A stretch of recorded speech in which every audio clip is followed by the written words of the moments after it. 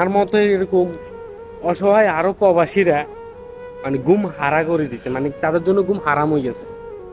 কারণ আমরাও তো মানুষ, আমরাও তো মাতৃভূমির সন্তান, আমরাও তো কোনো মায়ের সন্তান, কোনো বাপের সন্তান, কোনো ভাইয়ের ভাই, কোনো বোনের ভাই।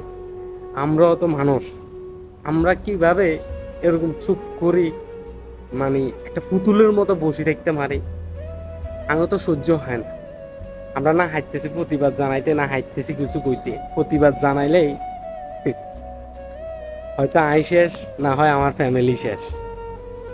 এই ভয়ে কেউ আগায়ও আগায় না, এক পা দিলে 3 পা পিছনে।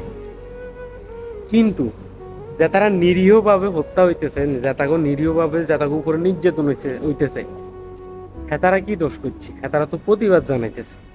আচ্ছা, হেতার কথা বাদ দিলাম, হেতারা মাঠে নামছে, রাস্তায় নামছে, পুলিশের গুলিতে, র্যাবের গুলিতে, বাহিনী ওই বাহিনীর গুলিতে এরা হত্যা হয়েছে। কিন্তু ছোট ছোট 6 বছরের বাচ্চা, 7 বছরের বাচ্চা, 10 বছরের বাচ্চা, 11 বছরের বাচ্চা, 13 বছরের বাচ্চা কি দোষ করছে?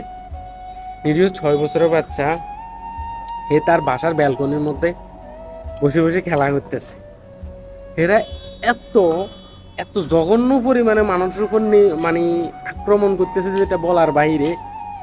ওই নিরীহ বাচ্চার চোখে দিয়ে গুলি ঢুকি, পিছন দিয়ে বাহির হয় নাই, মাথার মধ্যে দাঁত কি গেছে, নিঃশ্বাস ফালার সময় হয় না। ওই নিরীহ বাচ্চাকে কিছুক্ষণ আগেও হেতে হেতার বাপের বুকের মধ্যে হুতি ঘুমাইছে, বাপের লগে খেলা করছে। হে আজ যখন ব্যালকনির মধ্যে হে হে ফুতুল লই খেলা করতেছে, এর জীবনটা শেষ। এরকম আরো অসংখ্য ছোট ছোট বাচ্চা ছাদের মধ্যে খেলা করতেছে। কেউ বারান্দায় আছে, কেউ বাসার নিচে আছে, কেউ হেলিকপ্টার দিয়ে লাফ মারে, হাত মেলতেছে। কারো মাথায় লাগছে, কারো বুকে লাগছে, কারো চোখে দিয়ে ঢুকি, মাথা দিয়ে বাইরেছে। কি দোষ করছে তারা? তাদের কোনো দোষ